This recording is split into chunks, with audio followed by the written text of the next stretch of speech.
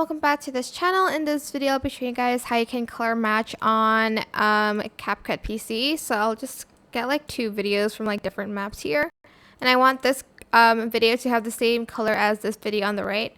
So what I'm going to do is I'm going to select this one and I'm going to select the adjustments tab, enable color match, and press the source, and I'm going to select it from the video. You can select it from images as well, but I'm going to select it from video. Then I'm going to hit the OK button, and as you can see, it has kind of the color scheme to the other video. I actually quite like this one. But yes, this is a pro feature. I hope this tutorial was helpful for you guys.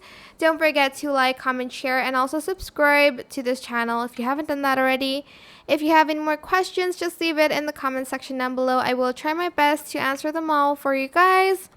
And if you found this video helpful, please click the thanks button above the description box down below. Thank you so much for watching. Bye!